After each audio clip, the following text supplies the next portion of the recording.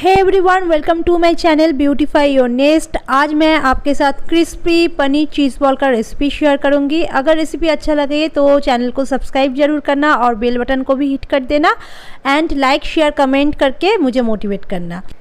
Crispy paneer cheese ball बनाने के लिए आपको चाहिए carrot, cabbage, beans, paneer and boiled potato, salt, sugar, white pepper powder and garam masala powder.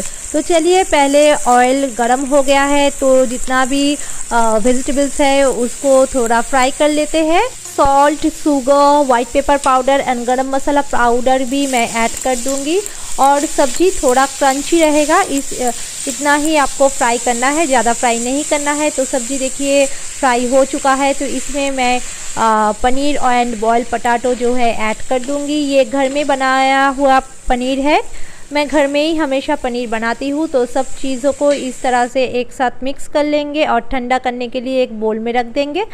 अब मैं इसमें ऐड करूँगी ब्रेड क्रम ऐड करने से ये जो डो है super crunchy and super tasty बन जाएगा।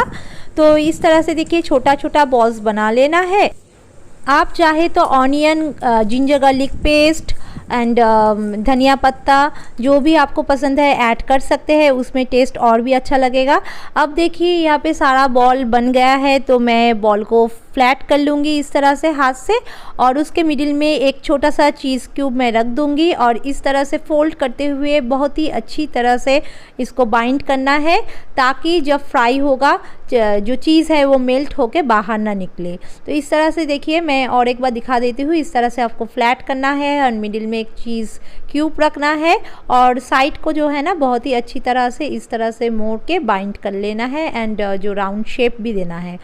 तो देखिए यहाँ पे सारा बॉल्स बन गया है। तो यहाँ पे मैं एक बोल में वाटर लूँगी और उसके अंदर मैं यहाँ पे कॉर्नफ्लावर ऐड करूँगी।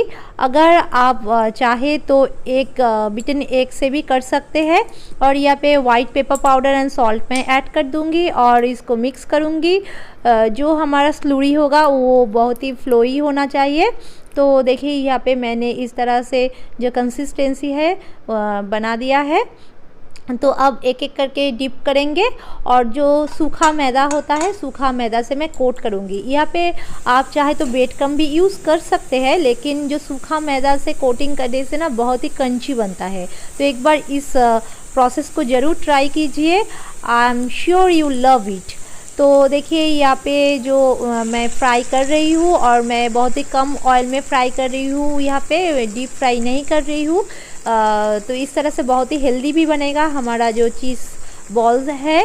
और यहाँ पे आप देख सकते हैं कि कितना टेस्टी लग रहा है। चीज़ बॉल्स गोल्डन ब्राउन हो चुका है, तो मैं एक एक करके बाहर निकाल लूँगी और थोड़ा सा इसको ठंडा करने के लिए रख दूँगी। और यहाँ पे देखिए मैंने सर्विंग प्लेट में सजा दिया है। तो देखिए कितना चीज़ी चीज़ बॉल जो है बनके तैयार हो गया है और हमने बहुत सारा वेजिटेबल्स यूज़ किए हैं इस प्रोसेस में। तो बच्चे के लिए भी बहुत ही हेल्दी होता है, क्योंकि बच्चे ऐसे तो खाना नहीं चाहता है वेजिटेबल्स। तो इस तरह से आप वेजिटेबल्स अपने रेसिपी में ऐड कर सकते हैं।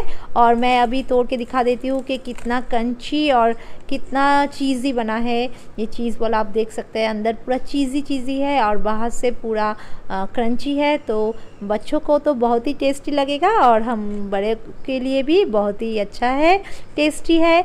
तो ज़रूर बनाइए और थैंक यू फॉर वॉचिंग।